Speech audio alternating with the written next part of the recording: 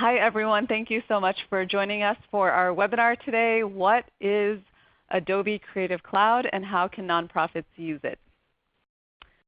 So before we get started, I just want to go over a few housekeeping items. So all callers will be muted. If you have questions, feel free to use the chat box that you see on the left-hand side of your screen. If you lose your internet connection, you can reconnect using the link that was emailed to you.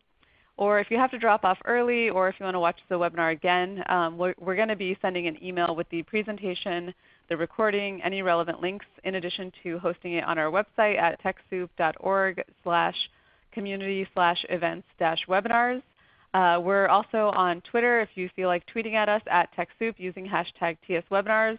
But like I said earlier, we'll be using the chat box that you see on the left-hand side of your screen. All right, so a little bit about TechSoup. We are located in 236 countries and territories. We serve over 1 million nonprofits offering discounted or donated technology in addition to offering services. You can see here we partner with several technology companies like Adobe, Intuit, Microsoft, Symantec, and several others to make our mission possible. Today's webinar is going to be focused on Adobe, and you can see here we have several offerings with Adobe, and I'll be chatting out this link to you guys here in a second. All right, so I just want to make sure that you guys can hear me okay before we get started. So before I introduce myself and introduce Mark, I would love to hear where you guys are calling in from, and I will read out a few just to make sure you guys can hear me all right. All right, so we have Jennifer from New Hampshire. We have Mauda, I hope I'm saying that correctly, from Colorado. We have John from Oregon, Danny from Atlanta, Jackie from Tennessee, Audra from Fish Creek. I don't know where that is. Audra, do you want to chat us and let us know where that is? Cool. All right, so it sounds like you guys can hear me okay. So my name is Seema Tucker. I am the Senior Manager of Content here at TechSoup. And today I have here with me Mark Katchner, who is the Creative Director at TechSoup. And he has been with TechSoup for 6 years. And prior to TechSoup, Mark had his own agency in San Francisco where he specialized in helping nonprofits and corporations with designing their digital media such as websites, web applications, and mobile apps. So I am going to go ahead and pass it off to Mark. Hi everybody. Thank you Seema. So I'll just give a warning up front. I have a little bit of a sore throat, so if my voice sounds scratchy, that's the reason why. But Francisca in communication gave me a cup of throat tea, so if you hear me slurping, that's because I have nice coworkers. So let's jump right in. What is Adobe Creative Cloud and how can nonprofits use it? So let's look at the next slide. The Creative Cloud is, here we go. Nope. Oh, well here, actually before we jump in, I guess I should just give the agenda. So we are going to take a quick look at, what is Adobe Creative Cloud. Then I want to focus briefly on the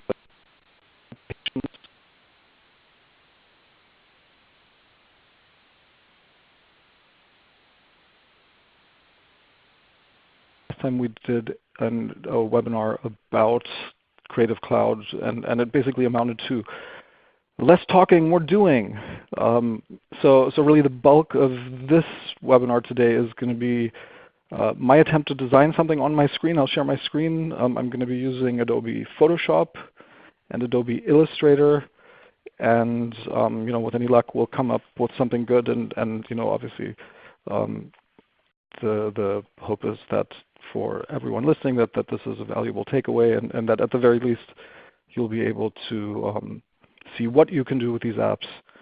I'll spend a lot of time in Illustrator, primarily with the many ways you can format type, which I think is one of that application's major strengths. So anyway, Creative Cloud, lots of applications. So So this is maybe what makes this intimidating to some people.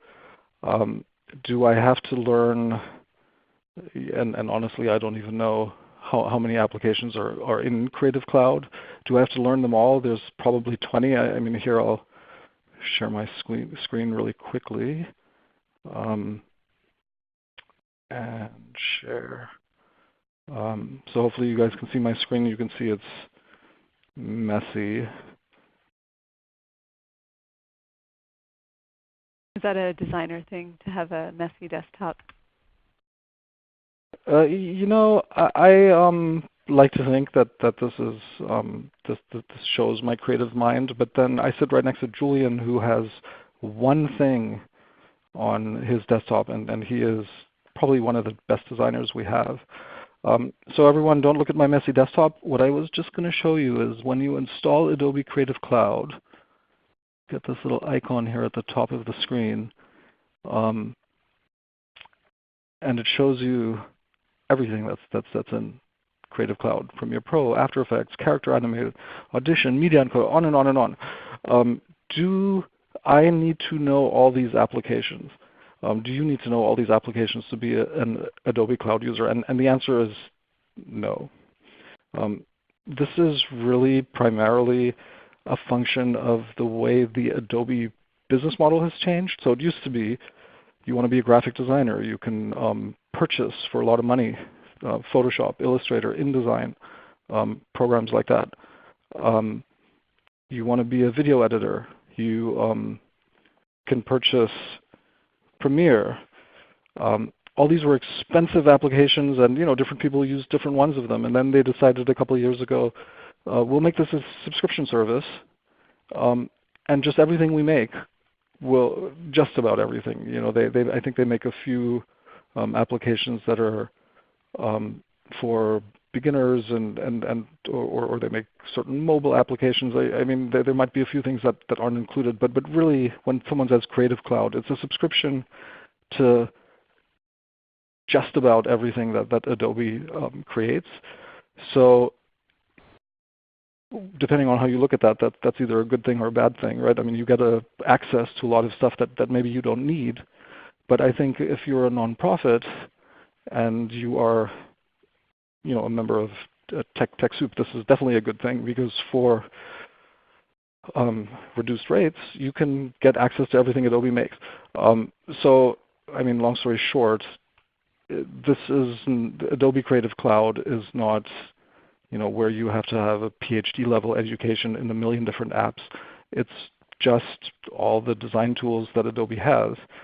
And I'm really just going to focus here today on kind of the major categories and what I consider to be the key applications in those major categories. So graphic design. We have Illustrator, Photoshop, and InDesign. Those are the key ones. The difference between them is in Illustrator, you manipulate objects. And what I mean by that, and I'm going to go ahead and share my screen again, is and I'm just going to create a new document in Illustrator. Bang. So I can place on my screen a shape. I can fill it in. I can write some text. And all these things are just individual objects which can be moved around, given colors. And if you put one in front of the other, you can grab the one behind it. You can grab a corner of one, manipulate it. And these are what are called vector graphics, meaning Illustrator doesn't create a bunch of little dots. These are mathematical objects, and it doesn't matter how close you zoom in, the edges are always perfect. And these are actually relatively small file sizes, things that make graphic files large, or videos and photos and things like that. But these are really just formulas that define these shapes, whereas Photoshop, and I'll create a new document here as well. If you do the same thing and type some text, these are little dots. And there's a finite amount of them. So if I zoom in really closely, you can see right away that there aren't enough of them to show this text at this really zoomed in resolution. Whereas in Illustrator, endlessly scalable, because this is formulas and this is dots. And it says it right in the name, Photoshop. This program is for manipulating photos. And I think if there's nothing else you take away from this webinar today than this piece of information, is that when working on a file in Photoshop, it's key to know how many of these little dots you need for your final output. And a good rule of thumb is if you're printing something, you need 300 pixels per inch. So if something is a 10-inch wide printout, you need to have 300 times 10, so 3,000 pixels across. And that makes for a really large file. And obviously, if then you want to print it at 20 inches, again, you don't have enough pixels. It'll start fuzzing out, and you have to start over. Can you say that rule one more time, and then I'll just chat it out to everyone so they know it. Yeah, no, I think what you're referring to is the rule of thumb, 300 pixels per inch for print. I think you can get a decent printout, anywhere above 150, maybe 200 pixels per inch. But if you want something to look sharp, you need to calculate 300 pixels per inch. And again, when you're working in Illustrator, this doesn't matter. You can scale to your heart's content, large and small. So if any of you have ever worked with a designer and you've asked them, will you just send me really quickly an image of the logo? Almost certainly what they'll ask you is like, well, where are you going to show this logo? Are you going to print it? So if you're going to print it, they're going to want to know, well, how large is this? Are you going to print it out? And if it's 10 inches across, they need to send you a really large file, 3,000 pixels across. Or likewise, if a designer asks you for your logo file, they'll almost certainly ask you for the vector version, so Illustrator, because then they'll have it ready to save out at any size. Okay, so vector, when somebody asks for a vector file, that's usually done in Illustrator. Is that correct? Yes, that's right. And I mean, there are other file types. There's EPS. There's SVG. SVG is a really cool vector type graphic because most web pages can display SVGs. So if you see a really super crisp rendition of a logo on a professionally designed site, that's probably because they're using an SVG file. But we also don't need to drive ourselves crazy with like all these different file extensions. Illustrator is the leading, I don't think it's the only program that can edit vector files, but it's the key one. Like, I mean, any professional designer uses Illustrator.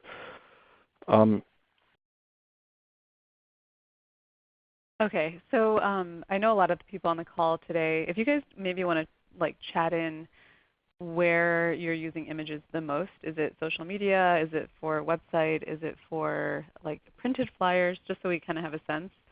We have a question here. Do you use Illustrator to make graphic images for social media posts? And then do you manipulate the photo in Photoshop and then plot that into Illustrator? If you want to just answer that before we move forward.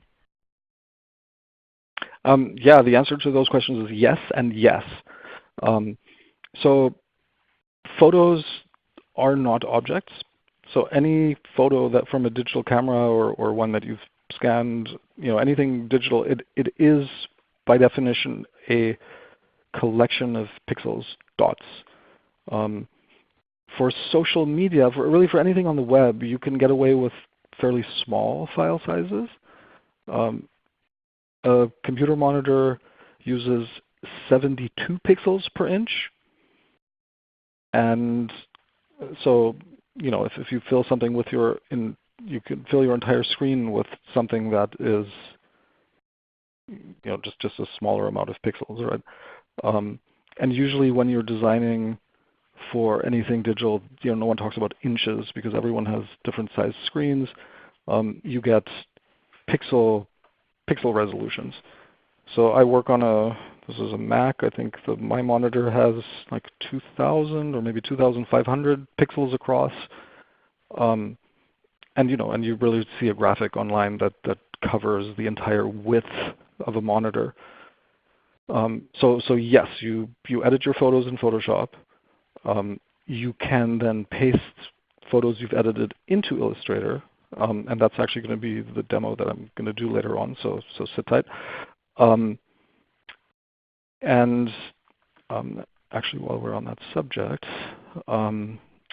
we should go back to my slides. How do I unshare?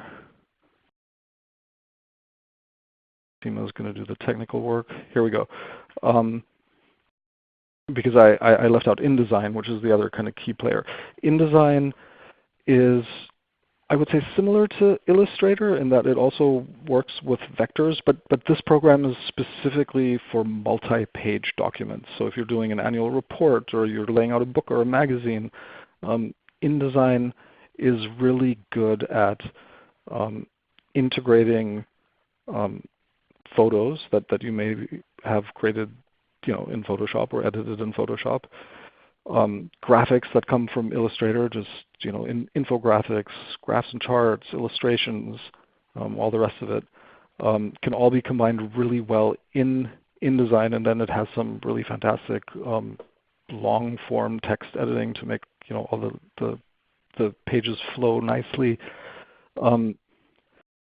And again, I'll be perfectly honest, I've been working with Adobe products for, 20 years probably at this point. I work mostly in Photoshop and Illustrator. You can also do multi-page designs in Illustrator. It's just not quite as intuitive because you have to set every page up separately, and you kind of have to manually, link text that flows from one page to the next. All these things that InDesign does automatically. So in some ways, whether you use Illustrator or InDesign, it's almost like a religious question. So I sit across from Fabrice. He's one of our designers. He greatly prefers working in InDesign. I prefer working in Illustrator, but just as a takeaway today, I would say if you're making a long-form document, lots of pages, in which you are using photos, illustrations, all kinds of different graphics, use InDesign because you can set it up right off the bat. This thing has 50 pages. Here's the template for page type 1, page type 2, and you can flow them all into the document, and then you can go ahead and put in your photos and all the rest of it. Okay, so I surveyed the audience just to get a sense of where they're using it the most or they need the most help. And the most popular answers were website and social media, and then there's a few who need help for flyers. So for website and social media, is that more Illustrator or is that more Photoshop? Well, I would say both. So not InDesign, because website and social media, you're typically doing single pane graphics. It's you're not creating an annual report. And Illustrator, just because it's so easy to move objects around on the screen, is great for placing your text, for maybe if you want to have an illustration in there that isn't a photo. Photoshop primarily for photos.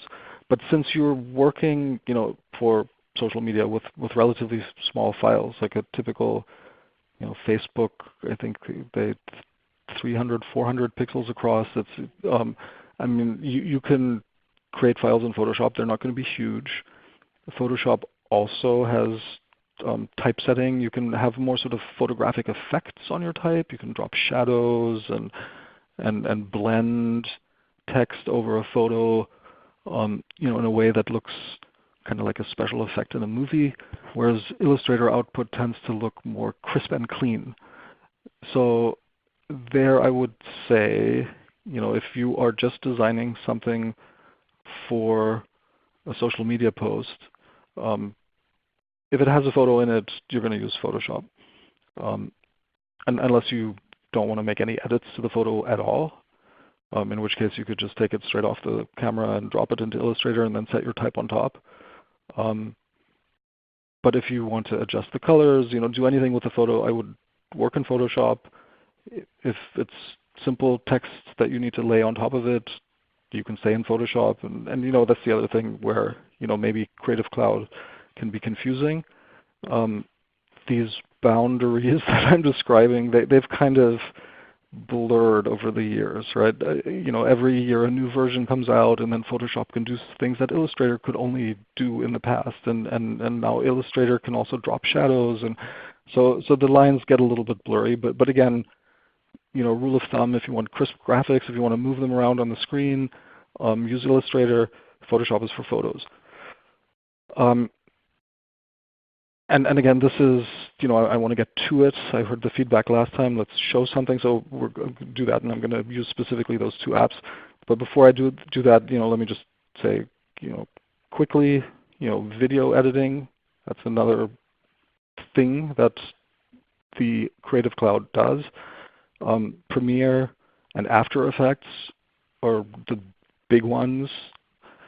Premiere is a full professional. They edit movies on this. Most things you see on television are done in Premiere. So that's, if anyone has ever played around with iMovie or any of these applications where you take video clips, you make transitions between them, you put little effects on them, you edit your audio.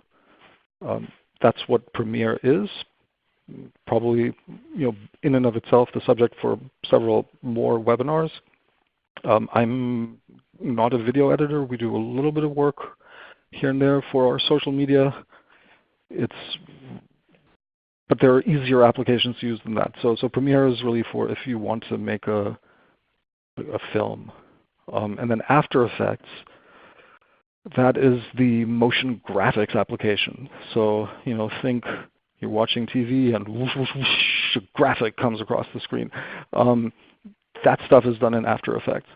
And between the two, you have really like all the professional tools to make Monday Night Football happen. And then interactive web and UX. So these are tools that I use a lot. Dreamweaver has been around the longest. That's the DW icon in the middle. That is basically HTML and CSS editing. So a web page is code. And what's nice about Dreamweaver, it gives you, if you've learned Photoshop, if you know Illustrator, it gives you an interface that looks a lot like those two. So you can move photos around, and you don't edit your photos in Dreamweaver, but it's a layout tool. And as you're moving things around on your screen, it just automatically writes the code. In fact, Dreamweaver was my teacher for learning HTML. So I started as a designer, and I was making pretty pages. And then I see it's a split pane view, and again, this is another great subject for another webinar. Today again we're going to jump into Illustrator and Photoshop, but Dreamweaver creates HTML and CSS. That's the other kind of code that defines the style of everything you see on a. And by style I mean fonts, colors, all the actual visual presentation layer of a web page. It just does that all automatically.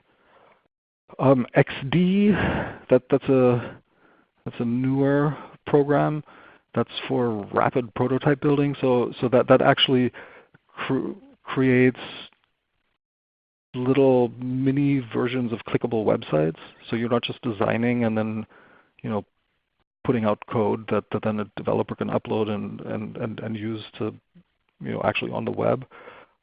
It makes little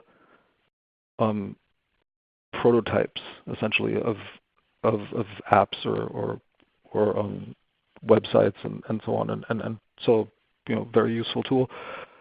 Spark is I would say a version, kind of a variation of Dreamweaver. It's lighter. It doesn't have quite as much design capability, but what it does do is it puts out deliverables that developers like. I mean that's the best way I can describe that. It's the code.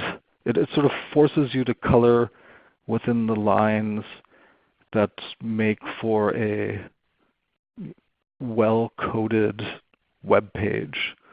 So the options you have in there are kind of the same you would have if you were one of these geniuses who would just design by writing code. So Dreamweaver a little more full-featured, a little more designer-friendly. Spark, also built for designers, but with an eye towards putting out very clean code. So in a nutshell.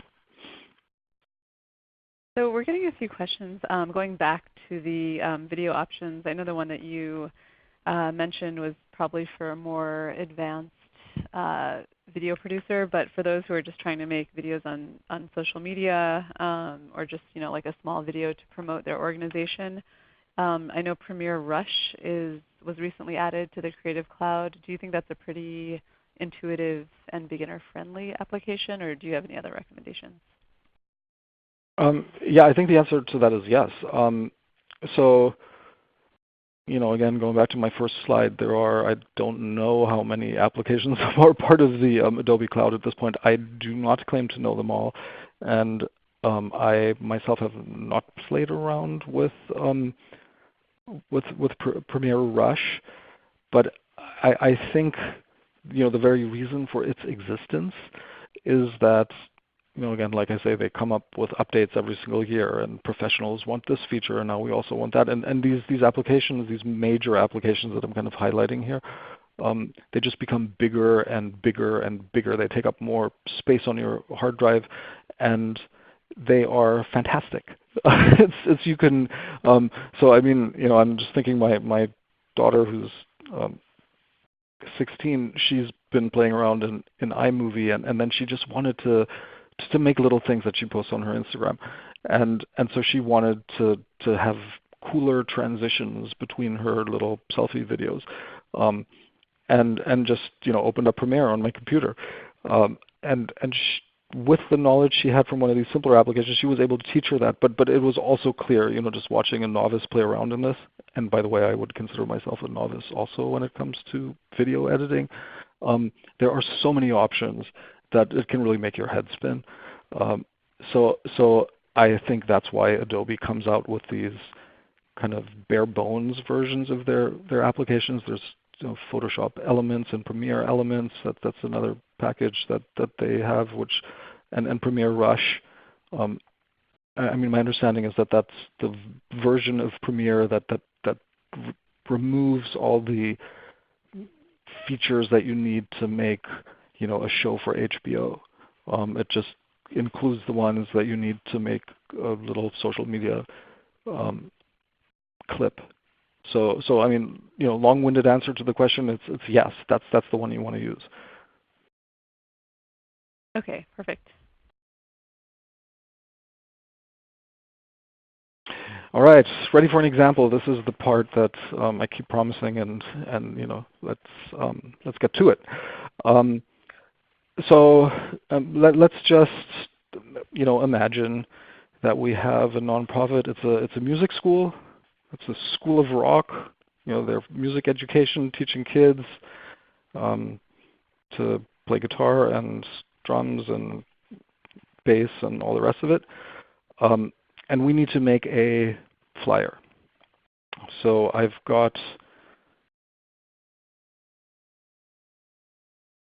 a killer copywriter who, hang on, Seema is reminding me to share my screen if I'm going to show you what's on my screen. So here we go. So now everyone should be able to see my screen. So I just jumped over to Microsoft Word, not a program we're discussing today. So this was handed to me by the marketing team, their copywriter. They said we need a flyer 8.5 by 11, and this is the text. The School of Rock is having a fundraiser. You are invited to come and support music education. Mac DeMarco is performing live on stage, so this is the text. And by the way, does anyone know who Mac DeMarco is? Seema, do you know who that is? I have no idea who that is. Do you want to tell us? Okay, that makes me feel a little bit less unhip because I didn't know either. He's my other daughter, my 15-year-old. She loves this guy. He's a singer, guitar player. We just got a comment from our colleague Zareen, Mac DeMarco, question mark, who approved the budget, ! So. Yeah, well, this is fantasy. We're imagining a scenario in which Mac DeMarco, who's a big star, who Seema didn't know and I didn't know before I had just tried to pull a name out of thin air, is coming to Alice's restaurant on Saturday, May 18th at 8 p.m. for a suggested donation of $15 to support music education. So this is the text, and I got the specification. This is an 8.5 by 11 flyer, which will be printed. So I'm going to go over to Illustrator now. Get rid of this little file that we created earlier. And I'm going to set up a new file, create new. And this is, up here we have some options, mobile, web, print, letter size. It's showing me the dimensions in points right now, but I can also look at them in inches, 8.5 by 11. Yep, that's what I want. This flyer is supposed to be printed. Printers typically use the CMYK, cyan, magenta, yellow, and K, which stands for black. Don't ask me why. So I want to set this up as a CMYK document. If this was for the web or for a screen, computers use RGB color.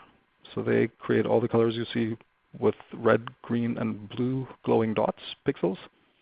But printers use CMYK. So first thing to note, know what your deliverable is and set up your color space accordingly. So you got 8.5 by 11, CMYK color. This is Illustrator. I don't need to worry about pixels. Create. Got a bunch of palettes on the screen. I'm going to move them aside. So there you go. My blank page. I want to put a photo into this flyer. So photo.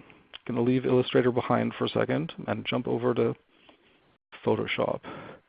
Get rid of this thing. Don't need to save. So here we go, Mac DeMarco. This is what the man looks like. So this is the photo I found. that I got permission from his press people to use. I didn't, by the way, so this is just an example.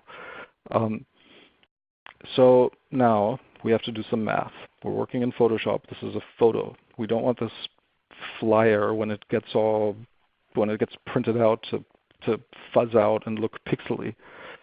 So I want this photo to go across the whole top of my flyer, so 8.5 by 11. So this photo is going to be 8.5 inches wide.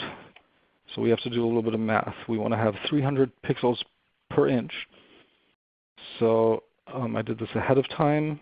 I've got it on my note. 8.5 times 300 is 2,550. So I can go into image size here, and lo and behold, this image that I found is 3,000 pixels wide. So that's enough. This image will work on my flyer. It's always good to do all your edits with the maximum amount of pixels that you have available. So even though we actually don't need 3,000 pixels, we only need 2,550 across. I'm going to hold off on resizing this image, and I'm going to just do a few little adjustments here. So one really nice adjuster is this levels. So I went into image. Let me just show that again. Image, adjustments, levels. So this shows me the distribution of light to dark. So you can see this. There's more dark on the left side than light colors in this image. And these are my midtones. So if I move this around, see now my midtones getting lighter or darker. So I think I want to make it a little bit darker just to make this look more like a nighttime concert.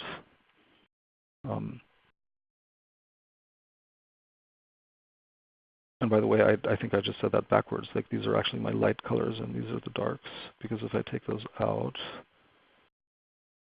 So just a nice way to kind of get the brightness. This is like a brightness adjuster on steroids. So I'm going to say OK to that. And there's more radical stuff. I can go, can change the saturation, so I can make this really oversaturated. That might be a look I'm going for.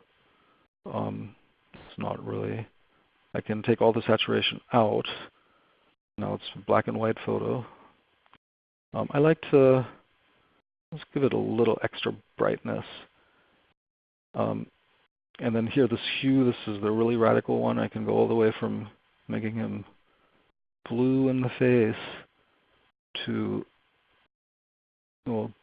purple. The way to use these sliders is you kind of go back and forth until that's too green. That's gotten a little too red. I'm going to say right here.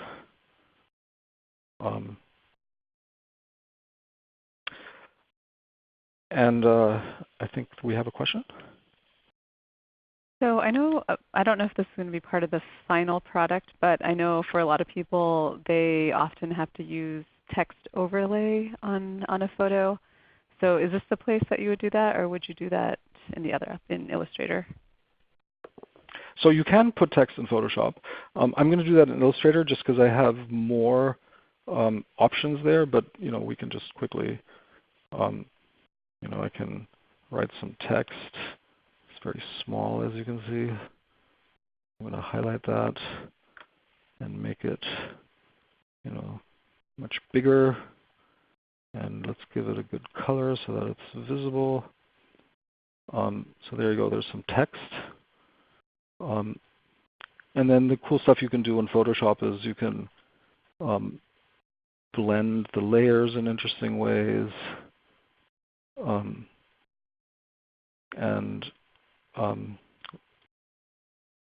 we can We can drop shadows, um, and bevel and emboss it. So maybe this text is too small to. So I mean, again, it's possible to do this. We're going to do it in Illustrator just because we can manipulate the text better. But if you want your text to have sort of photographic effects on it, to look like it's shiny, I mean, there's lots of things you can do. And then what about for logos or watermarks? Is this the place to do that, or is that also in Illustrator? So if you let's just make this text a little bit bigger, and then I think we can see this better.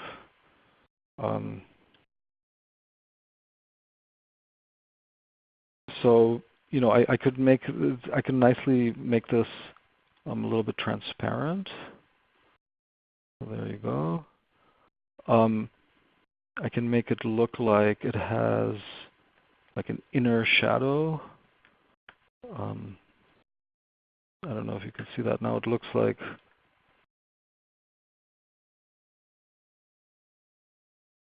it's kind of chiseled into the photo.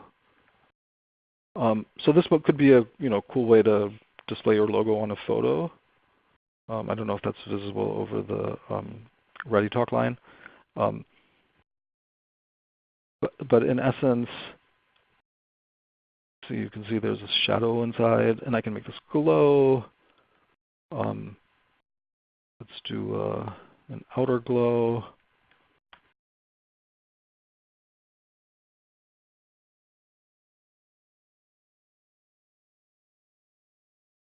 So this layer thing that just popped up, can you just explain for a second what it means to have these layers within Photoshop or Illustrator? So layers are important in Photoshop because everything, again, is pixels. Like so if I just paste this onto this photo, then it becomes part of the photo, and then it'll be hard to take it out again. So many versions ago, Adobe introduced this idea of layers. So every time you put something new into the Photoshop file, it makes here. This is my layers palette. A layer that keeps it separate. So my photo is in this layer. I just took it away. And my text is in this layer. And that's just so that I can grab it without, basically what was behind it is still there. In Illustrator, this is less important. They have layers too so that you can organize your things to show and hide them as you please. But in Illustrator, everything is an object that you can just grab. So I could just grab him by the nose and move him over here. In a photo, that's not really an option. But you know what? If we have a moment of time, I mean, I'll show you like a cool little thing. This is an aside. Let's just say that in addition to Mac DeMarco, Jay-Z is playing at this event. I didn't get a photo of the two playing together, but I want to promote that. So here's my photo of Jay-Z. So one thing you can do nicely in Photoshop is you can select things out of the photo. You can draw like a thin line around an object that you want to remove from a photo. That's kind of time consuming, so I did this ahead of time. So I'm going to just load a selection that I've previously saved. So I don't know if you can see that on screen. There's like these little ants running around him. So I had to draw that with my mouse carefully around him. And I'm going to copy him out. Sorry, which for to carve him out, which tool was that you used? That's called a selection tool. So I can show you how I did that. I just because that's kind of time consuming. I didn't. I did that beforehand and saved that selection. I'll show you in a second how that's done. But now here's my photo of Mac DeMarco, and I'm going to paste Jay-Z into that photo. And now you can see he's on a separate layer. See that? meaning I can grab this layer and move him right there next to, and you can see he's a little bit smaller. So I'm going to say I want him to be behind Mac DeMarco. So again, this is Photoshop. These are not objects. I can't just grab this guy and move him in front of that guy because this is all one flat photo. But I did the same thing here earlier also, and I'll show you how I did that in a second. I'm going to load another selection that I made earlier. And then I'm just going to delete that piece. And now look at that. We have the two of them together on stage. So this is something you can really only do in Photoshop, right? So you asked like how did I make that selection? So again, it's a little bit time consuming, but and by the way, Jay-Z, he's on a separate layer. We don't really want him in our flyer, so I can just hide that layer. But I think this is a cool little demonstration of what Photoshop can do. So here, this right here, this lasso tool, that's my selection tool. So I can draw a circle around his face, and now I've selected that, right? I can cut that out, cut, and obviously that's not what I'd want to do. There's also what's called the magnetic lasso tool, where if you go along the edge of something, it sort of intelligently finds, so I don't know if you can see that on the screen, kind of where the, but you can also see how this is time consuming, right? So because you have to go in and get really close to what you're selecting. But and I'm going to stop doing that now. But you can also just select,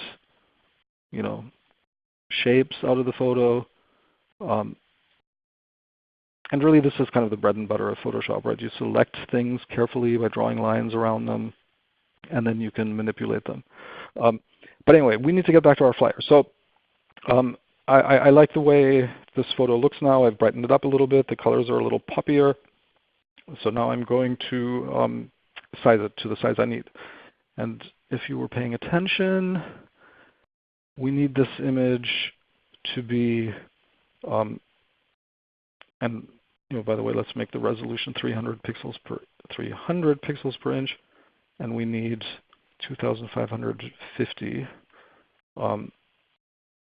pixels. And you'll see if I convert that to inches. Whoops. Oh, sorry. I need 2,550 pixels.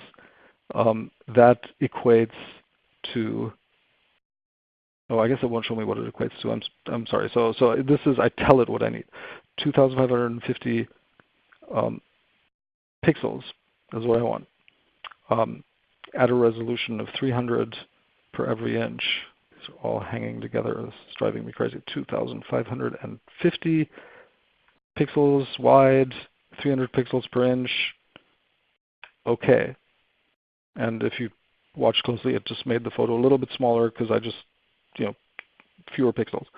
Now I'm going to select the whole thing. Let's just select all. Copy. And now I'm going to go over to Illustrator and paste.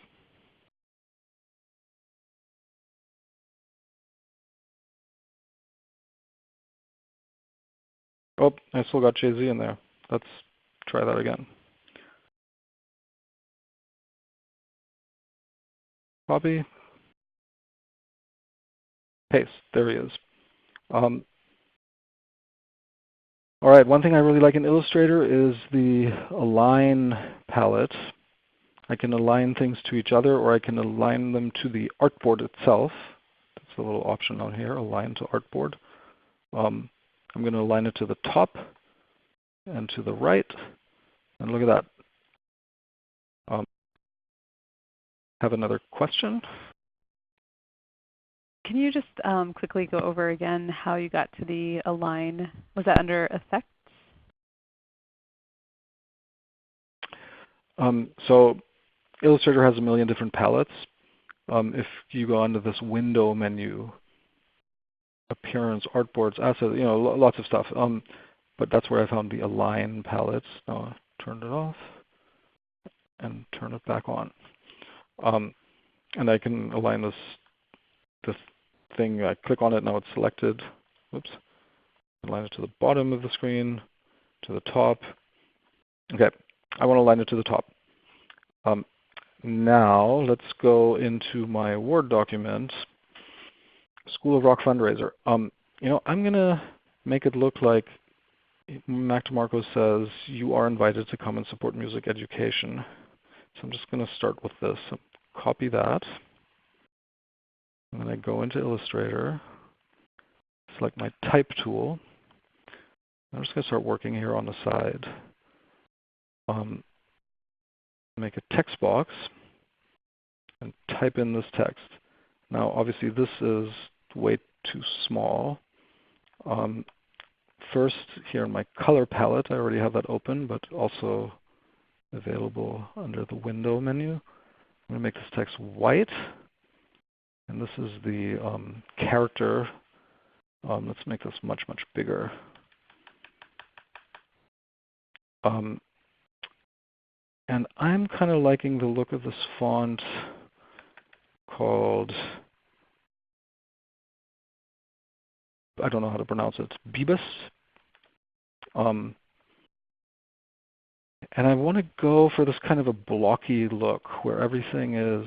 So I'm just going to go back into my type tool, click in here. You are invited to come and support music education. And I'm going to go for this effect where everything has the exact same width. So first I'm going to make the text a little bit bigger. And then I'm just going to select this right here, come and support. And as I said, I'd be working mostly in this text palette. I'm going to make that smaller until these two are sort of roughly the same width. I'm going to make this really big.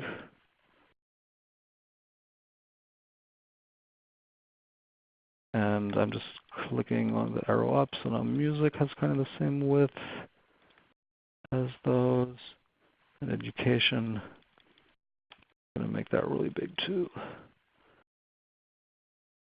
So now I kind of have this kind of a blocky look. Another thing you can do in Illustrator is define the line height, which includes the space above. So I want these to be closer. So I have this little palette right here, line height, defaults to 120 for this big piece of text. I'm just going to make that smaller and see how it moves this closer. Do the same thing here. And I'm going to do the same thing here. So there you go. That looks like graphic design already, doesn't it? And I'm going to just drop this onto my photo. I'll make it a little bit smaller, the whole thing.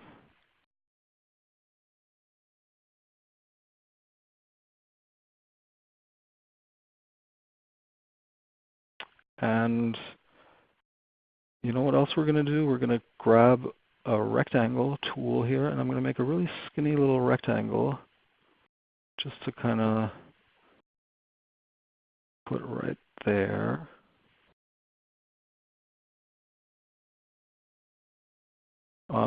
I want to make this a little bit smaller. So one of the many tools we have are the scale tool. Where'd it go? Oh, I need to select something.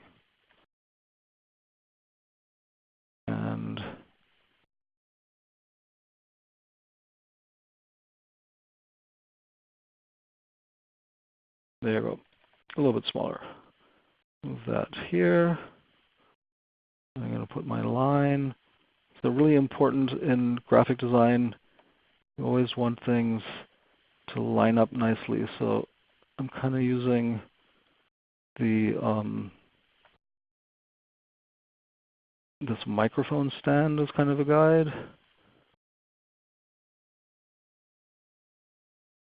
And I want this line to have the exact same height. And you know what I'm also going to do? I'm going to grab this pen tool. So there's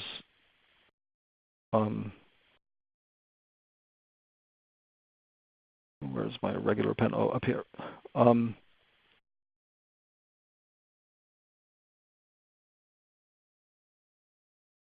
So pen tool, and I'm going to just draw a shape. 1, 2, 3, 4. Now I have this little triangle. And if I attach that to my line, sort of looks like he's singing that. This is my scale tool, so I'm going to make this smaller that it fits. Okay, so I'm going to show rulers. Puts these little rulers here because what those do is you can grab on them and then pull out these little guides. I'm going to put a guide here and a guide here. And the reason I did that is because in graphic design, you always want things to line up nicely. So for all intents and purposes, I've created a column here. So for the rest of my design, I've got a large area and a thin area, a little bit of a margin. To make this nice and neat, here's a nice little trick. I'm just going to grab this shape tool, and I'm going to draw a shape from this line to the edge. I'm going to give it a color so that we can see it. And I'm just going to use this as a measuring tool. I'm going to move this over here now. I'm going to draw another guide. And so now I have equal margins on both sides. And then I'm also going to put a margin between the areas that I've left myself down here. And these guides can be, you can show them and hide them. So they're very helpful to align all your content on the page. But if you don't want to see them, you hit the Command button on a Mac anyway. This might be Control on Windows, and the semicolon, and that hides the guides. So as a designer, I do this all day long. What does my design look like? Oh, give me the guides. But anyway, we have more to do. So let's go School of Rock fundraiser. This is my next piece of text. So I'm going to make that really big right here because that's the title of my flyer. School of Rock fundraiser, and I'm going to go for that same blocky look. School of Rock fundraiser, and I'm going to make that really big.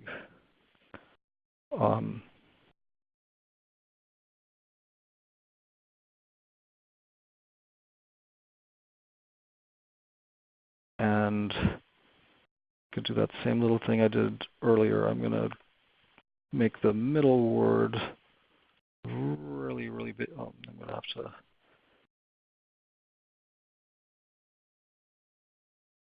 There we go. And see how that sits right on top of the other one? That's because my line height is too small. So I'm going to make that, let's try 160. There you go. That looks nice. And then we're going to select just School of and make that bigger, bigger, bigger until it goes right up to my, and fundraiser, look at that, that's already perfect width, but the line height is too high, right? So I'm going to reduce that. until we get really close. Let's see what that looks like. All right, it's starting to look like a flyer. And then I'm going to grab this line I have up here, and if I hold down the Option button and pull down, it makes a copy. This one is white. I'm going to make it black. And then we're going to use the same little effect here. Place that there. I'm going to just select the bottom. And so now we have some nicely, oops, that's too far. Stop, stop, stop.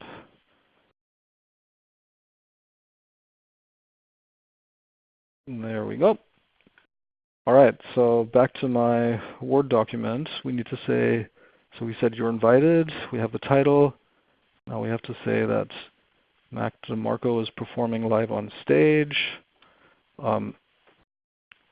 Text tool. I'm going to just paste that over here.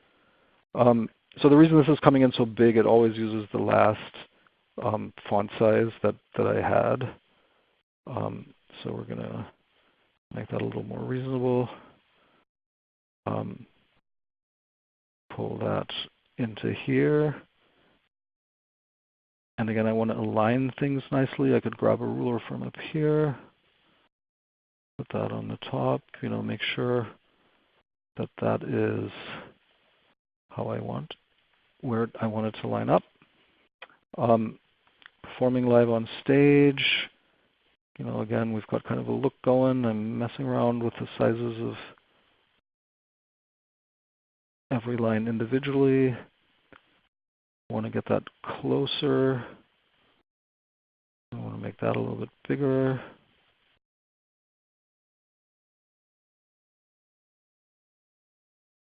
There you go. Performing live on stage. Let's hide the guides. Well, starting to look pretty good. Back to my Word document. Saturday, it's at Alice's restaurant. So we're putting that in next. Text.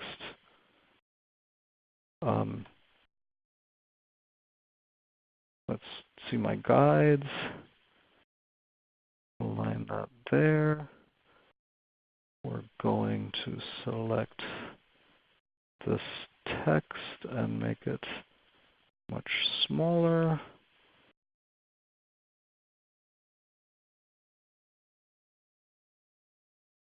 And by the way, you can even do half points. So this is 17. Let's do 16 and a half. Yep. And then this.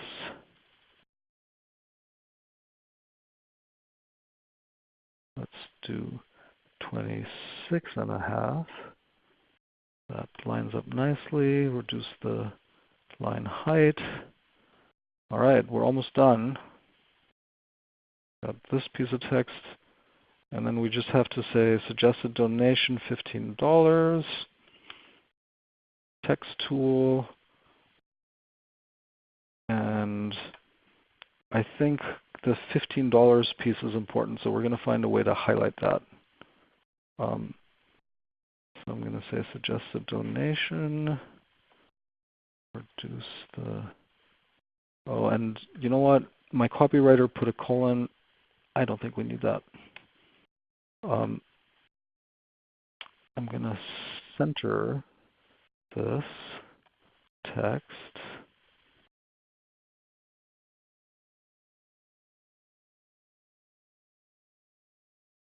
And make it a little bit bigger. Oops, wrong one.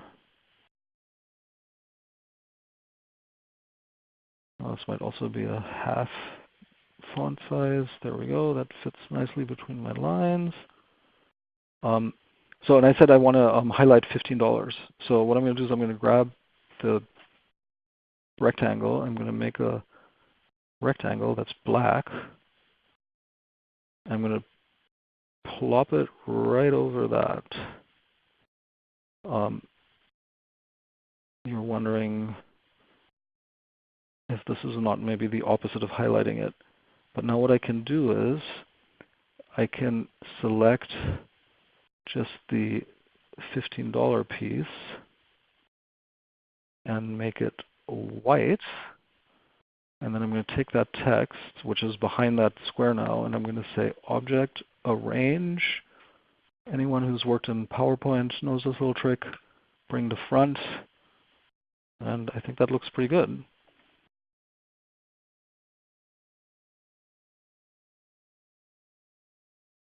So we got a few questions. If somebody wants, instead of the ribbon effect, if they wanted to just simply add an outline to the letters, can you show us how to do that? Yeah, why don't we use some letters we've already used? So I'm going to just take this School of Rock, and I'm going to make a copy of it over here. So this is a font. So this font doesn't have an outline version, but one great thing you can do in Illustrator is you can go into Type, and then it has this little feature here to create outlines. I'm going to do that. So now this isn't a font anymore. These are graphics, so I can actually take any one of them and just distort it, do anything I want with it. But what I can do, among other things, is in my color palette, I see that this has a black fill and no outline. I'm going to switch that around. Now it has only an outline and no fill. But I can maybe give it another fill here. How about red? Oops, I have to select it first. And then this outline, I can also, using the stroke palette, I can make that fatter. Look at that.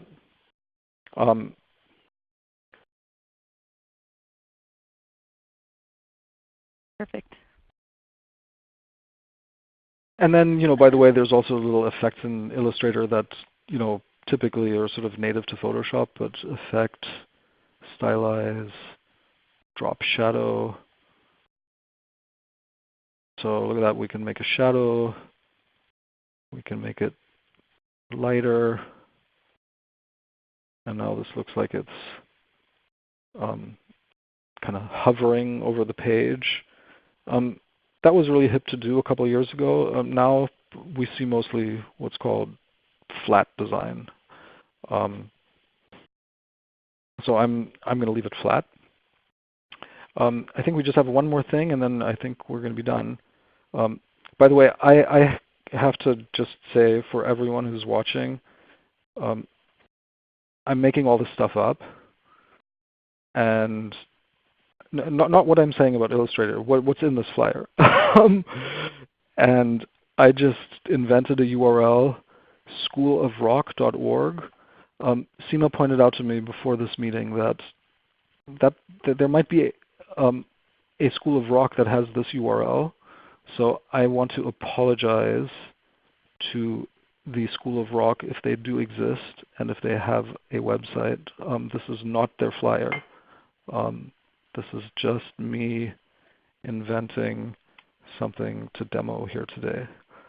All right, but I think we have all the text in here. I'm going to hide my guides, and then I'm just going to arrange things a little bit, move this down. I have this white space here. White space is nice. It's good for the eye, but I want to just add something else into the mix here. So I'm going to open a file that I found earlier of some guitars. So the guitar geeks watching know that this instrument he's playing is a Stratocaster. I have an outline of one right here. I'm going to copy this and paste it into this flyer. I just want to make this really tiny.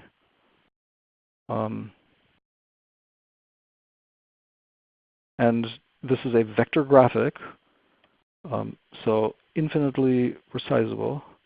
If this was a photo, I couldn't resize it infinitely because it would pixel out at some point. But my vector graphic is infinitely resizable. So I'm just going to rotate this a little bit. It's going to be like a cute little graphic right here. I think I can make it a little bit bigger. Let's get a closer look.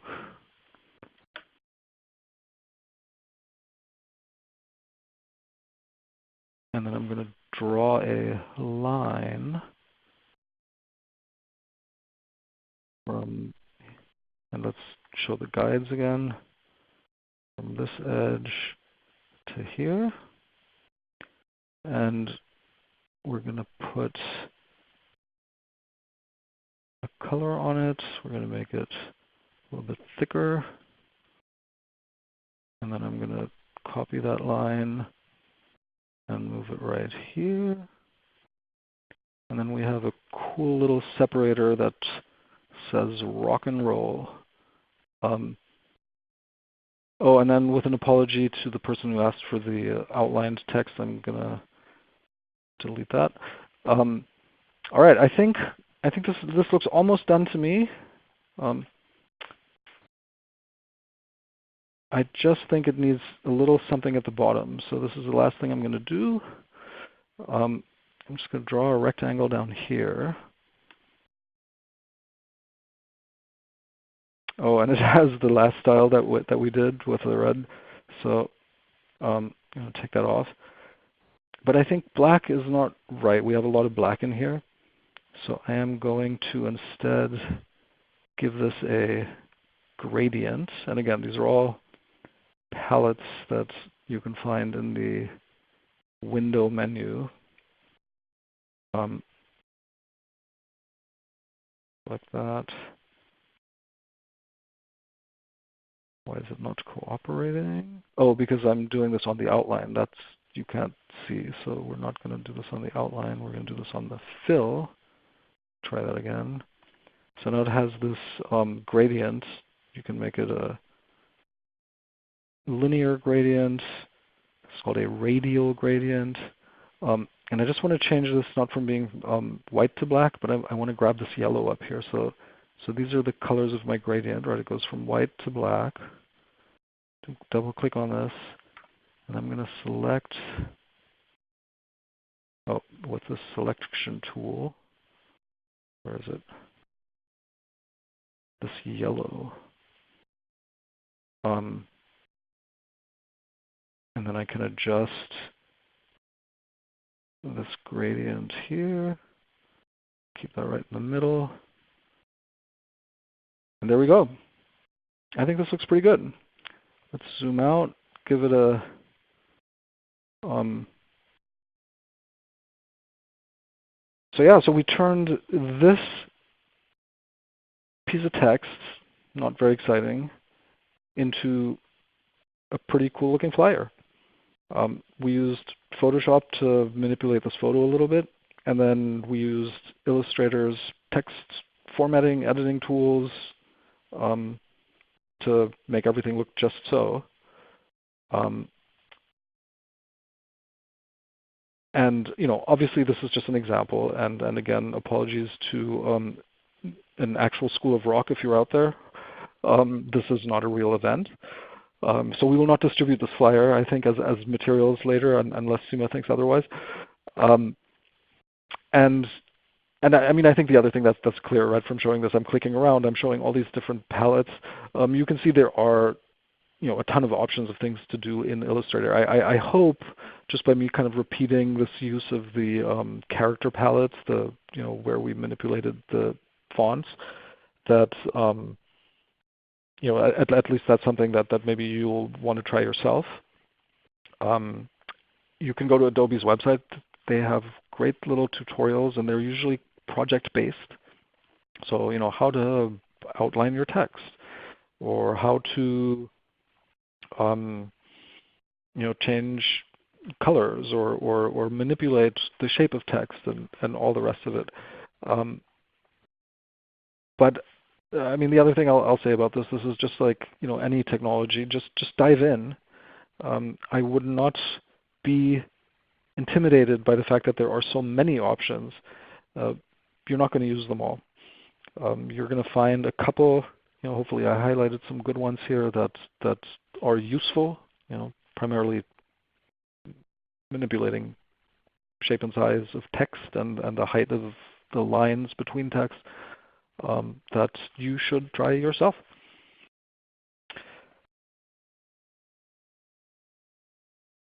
All right, awesome. Okay, so we have some time for questions, and I just want to make sure that everyone is able to learn how to use these as much as they can before we hang up today. So if you guys have questions, feel free to put them in the chat box. And Mark, if you are comfortable sort of doing stuff on the fly, we'll try and get those questions answered. I think one thing, if you don't mind showing everyone, let's say if they wanted to actually convert this to a PDF, is that pretty straightforward? If they wanted to print it, are there any margin considerations that they need to think about? And then the third thing would be if they wanted to perhaps turn this into something they could use on social media, whether it's just cropping it or doing something like that. Do you mind just kind of going over how they can convert this into a finished product? Yeah. So, I mean, one thing that someone may have pointed out is the margins. So this flyer that I created here right now, it goes all the way to the edge. It bleeds to the edge. If you have a printer that can't print all the way to the edge, this is one of those things that you would have to take into account at the beginning of a project like this, and set up a margin. To convert this, and I can show you how to do that in a second, but to convert this to PDF, that's actually very easy. PDF, that's Adobe invented that and owns that. And by the way, Acrobat, the most pro version, Pro DC, also included in the Creative Suite. So if you're a subscriber, you get that also. That's not something I consider a design tool, but it's great for opening PDFs and for creating PDFs. So that's built right into all the Adobe applications. So in Illustrator, literally, if we just save this, you can save it as an Illustrator file, or EPS. That's another type of vector graphic file that doesn't require you to have Illustrator to open it. But you can just save it as a PDF. Bang. And so I say save, and my computer is a little slow. And then you have a ton of options. I think, again, not something to be driven crazy by. The Illustrator default is a good one. You can just say save PDF and do this. But if you are so inclined, you can press quality, smallest file size, some of these things I don't even know, high quality print. I mean, typically if you're sending something to a printer, I would go with the highest quality, and that is the high quality print. And then you save that, and you can send that to your printer, and they'll know what to do with it. I didn't demonstrate this in this demo, but it is common practice when you have something that needs to print edge to edge. Most office printers that print edge to edge will just take a file right like this, and it'll print it edge to edge. I did this at home on my inkjet printer. But a professional print shop, they'll want you to provide a little more. That's called the bleed. So this is an 8.5 by 11 document. They'll want this to be a 1/4 of an inch or an 1/8 of an inch, on every side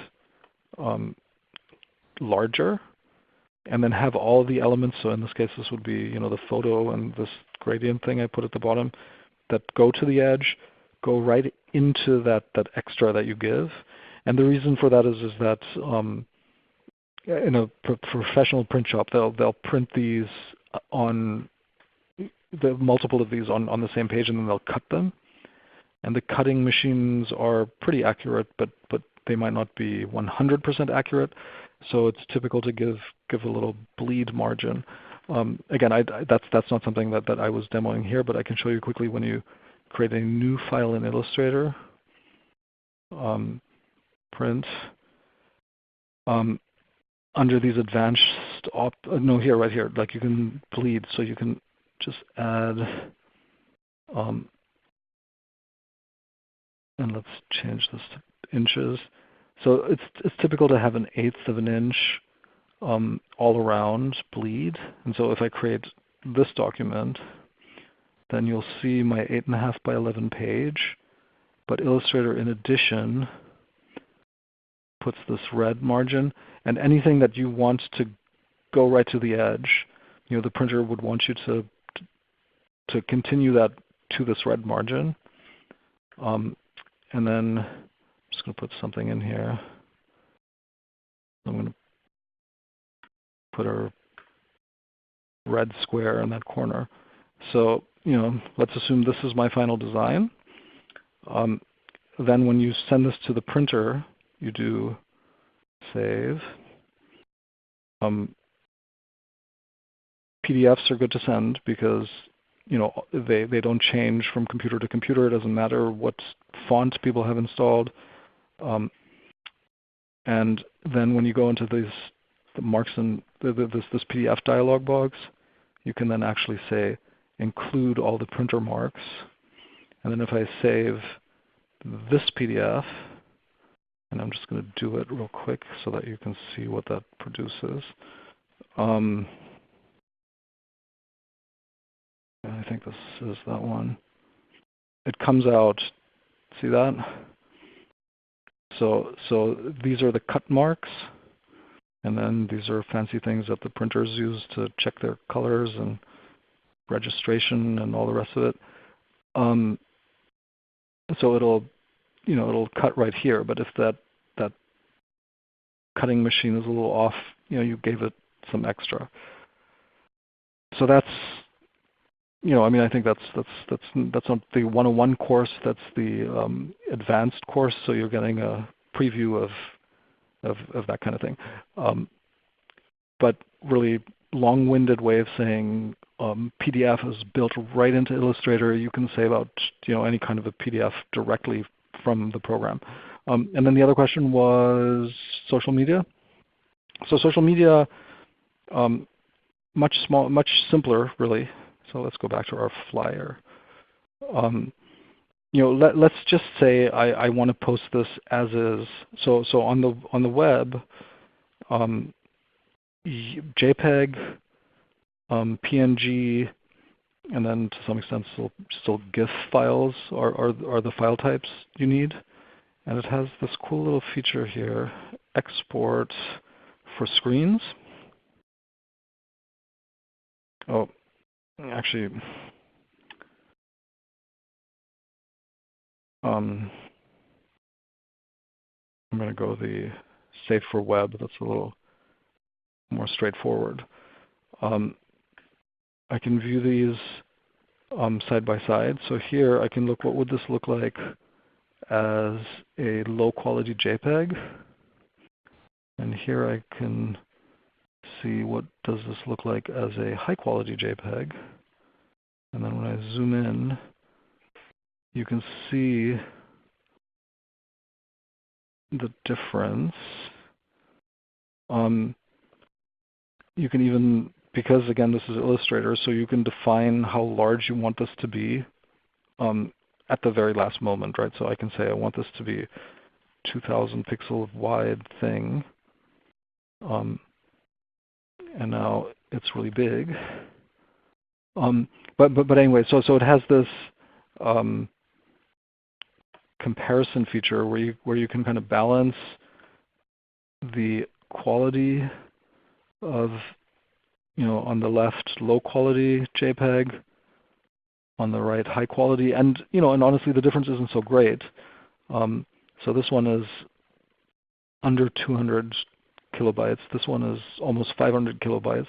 If you can accept the low quality, then you save it out as this one, because for social media you always want to go the smallest file size you can tolerate. I mean, here in his face I can start to see that the higher quality is better. But that's a great feature that Illustrator has, and and Photoshop also. And in fact, Photoshop is, if you're just gonna post, a small, something like this, like a photo.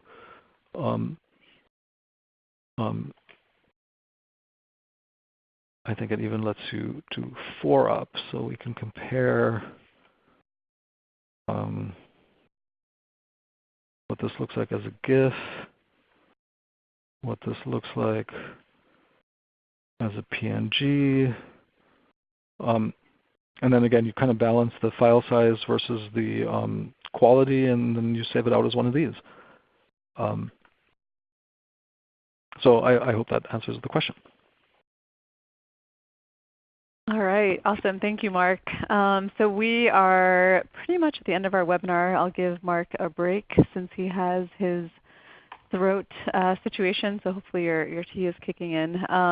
Thank you guys so much for attending today's webinar. Before we go, I just want to go over a couple things. We have a post-event survey, so any feedback that you have for us really helps us. We are planning future webinars, so if there's something that you're interested in seeing, it sounds like a lot of you were interested in learning more about video, so we'll definitely take that into consideration. We're also on social media, so we have Facebook, Instagram, Twitter. We post a lot of helpful tips and tricks on there. We also have a blog, which is blog.techsoup.org, and we'll be emailing out any helpful links from our blog in the follow-up email to today's webinar. We also have several webinars, rockin' webinars, because we are now also the School of Rock, according to Mark. But we have a few webinars that are coming up, so if you guys are free, feel free to join us. These are all on our website. You can find them at TechSoup.org/community-events to see what's coming up.